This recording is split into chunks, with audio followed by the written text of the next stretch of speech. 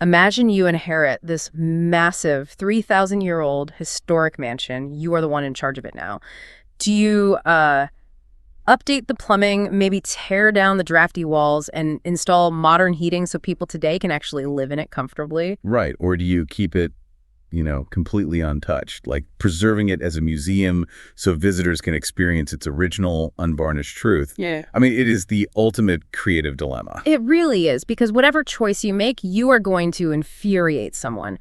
And that dilemma is exactly what we are exploring in today's deep dive. We are unpacking the intense cultural debate surrounding Christopher Nolan's upcoming film adaptation of Homer's The Odyssey. Yeah, because this isn't just a debate about a movie anymore. It is essentially a proxy war. It's a clash between modernizing ancient texts to make them accessible and the fierce argument that doing so well destroys the foundational pillars of Western civilization. Okay, let's unpack this, because adapting an ancient text is a lot like remodeling that historic house we just talked about. And the first major friction point people are arguing about is the actual sound of the film. Right. The audio choices are sparking major debate right out of the gate. Nolan chose to use modern English dialogue and American accents, which, some argue removes a barrier for modern audiences. But critics are saying this just caters to the lowest common denominator, right? Rather than challenging the audience to rise to the level of classic literature. Exactly. But the dialogue is just one piece of it. The music is what's truly igniting this debate. The film is actually utilizing modern rap. Wait, rap like hip-hop in ancient Greece? Yes, specifically featuring Travis Scott for the end credits and allegedly integrated into the actual film score itself. Wow. I mean, I will admit that sounds incredibly jarring on paper.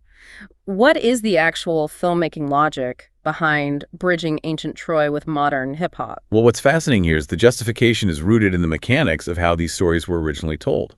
The filmmakers are looking at the historical role of ancient bards, known as the Aioi. Okay. The living hard drives of their culture, basically. Exactly. I mean, they didn't have books to read from. They had to memorize tens of thousands of lines of poetry.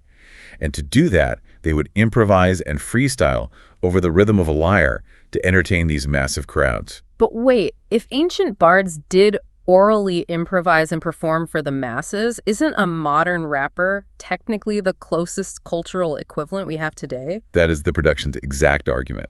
They want to translate the feeling of the performance to immerse modern audiences in Greek culture. I can see that. Giving a teenager today the same foot-tapping feeling an ancient Greek person had. Right, but critics fiercely reject this. Why?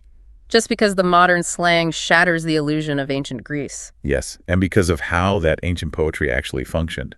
Homeric poetry was built on a very specific mathematical structure called dactylic hexameter. Okay, let's break that down for someone who hasn't been in a literature class in a while. What exactly does that mean? Sure, so think of the word dactyl, which comes from the Greek word for finger. A finger has one long joint and two short ones. Oh, right, okay. Yeah, so the rhythm is one long beat, followed by two short beats, repeated 6 times per line. So it's D-A-dum-dum, D-dum-dum. Like a sweeping rolling rhythm, like ocean waves. Exactly. It was a crucial memory device. So for critics, 2,800-year-old poetic traditions just aren't equivalent to modern rap. The 21st century associations are so distinct that dropping it into ancient Greece breaks the immersion. You aren't bridging a gap, you are just paving over it. That's the argument, yeah. So if there is this much tension over the auditory world, what happens when we look at the physical world? Nolan is famous for demanding practical effects over CGI. How is he handling the ocean? Well, he is prioritizing practical reality. I mean, they are putting actors on actual massive wooden ships out on the open ocean. Real wind, real waves, actors getting genuinely seasick. Which sounds amazing for the film's visual weight, but there's a catch with the ship they are using, isn't there? A very big catch. The authentic ship they used is actually the Drakenherald Horfager. That does not sound like a Greek ship. It's not.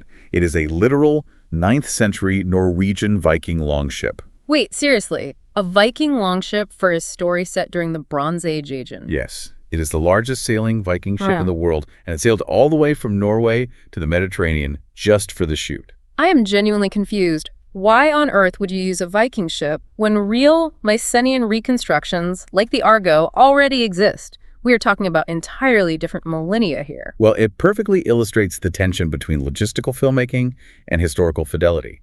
The production needed a massive, seaworthy wooden vessel capable of carrying a huge crew and heavy camera equipment safely. So they used what was available, even if it meant ignoring how ancient Greeks actually sailed. Right. The Greeks would have used ships like a trireme or a pentaconter. Mm. These were shallow draft galleys designed to ram enemy ships at high speeds using a bronze beak. Right, entirely different from a deep-bellied Viking ship built with overlapping planks to survive the North Sea. Exactly. To a maritime historian, it is absurd. Critics point out that it feels like the production views the past as just a generic, old-timey aesthetic, rather than maintaining historical fidelity to a specific era. If it looks old and cool on camera, just use it. Pretty much. Okay, so we have Viking ships in ancient Greece.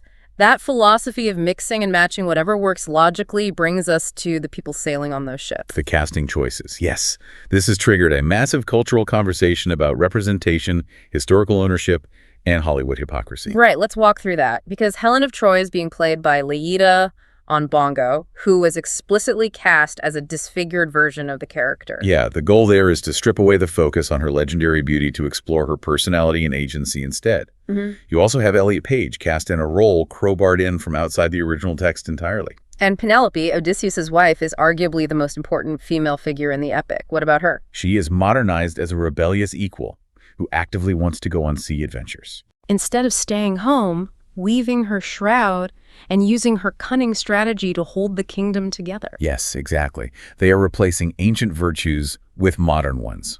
Here's where it gets really interesting. It is as if society has entirely different rules for different cultural artifacts.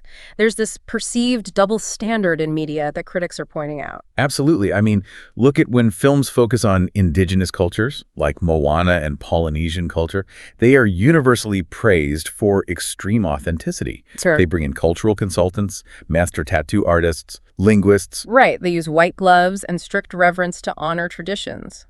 But when dealing with foundational Western texts, the culture is treated as a sandbox to be dismantled and modernized. Why is ancient Greece put through a modern blender? Well, the argument is that modern storytellers feel a sense of ownership over Western foundational texts. They view them as living documents they have permission to edit. But critics argue this disrespects the actual history of a real, distinct culture. And these aren't just cosmetic changes. We aren't just talking about ships or American accents. This fundamentally alters the moral core of the story. Which is the most controversial point of all. Right, because the film changes the morality of the original text, like how the suitors and the disloyal housemaids are treated. And it portrays Odysseus as a violent, traumatized brute broken by war. Instead of a triumphant hero. Oh, whoa. Yes. If we connect this to the bigger picture, you have to understand why foundational texts matter. They served as moral guidebooks meant to teach justice and societal rules to future generations. So let's look at those moral mechanisms. In the original text, the suitors invade Odysseus' home while he's lost at sea, harass his wife, and try to steal his kingdom. Yes, and to understand why their punishment was considered a restoration of justice, you have to understand the ancient Greek concept of xenia. Xenia, that is the sacred law of hospitality, right? The guest friendship. Exactly. In a world with no police force, the only thing keeping locals from killing you when your ship wrecks on a foreign shore is the religious belief that Zeus himself protects travelers. So you are religiously obligated to feed and protect a guest, and the guest is obligated to be respectful and not steal from you. Right. It was a mutual survival pact. So the suitors aren't just annoying house guests. They are violently violating the sacred law of Gania. They are committing a profound religious crime. Which means when Odysseus returns and slaughters everyone, the ancient audience didn't see a serial killer. He is acting as an instrument of divine justice, restoring order to a chaotic world. He is. But the film changes that to make his actions seem deeply problematic. And critics trace this trend of moral modernization back to recent academic shifts, particularly the Emily Wilson translation of The Odyssey. Because her translation brought a very modern lens to the text, focusing on power dynamics and the ambiguity of Odysseus' violence. Yes.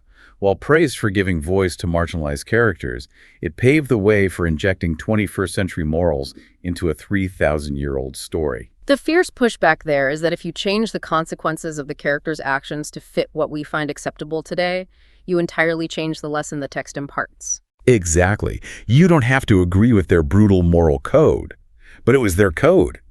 By sanding down those sharp edges and replacing their morality with our own, we are no longer adapting their story. We're just wearing their clothes while telling our own story. So to bring it all together for you listening, the debate over Nolan's Odyssey isn't just about a movie.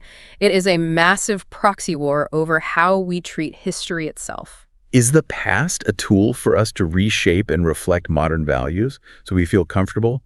Or does it hold a foundational truth that we are obligated to preserve? Exactly. Which leaves you with a final thought to mull over. Think back to that historic house we started with. If every generation insists on rewriting foundational stories to perfectly match their own current moral standards, at what point do we stop learning from the messy reality of history and just end up talking to a mirror? Thank you for joining us on this deep dive. Keep questioning the stories you were told, and we will catch you next time.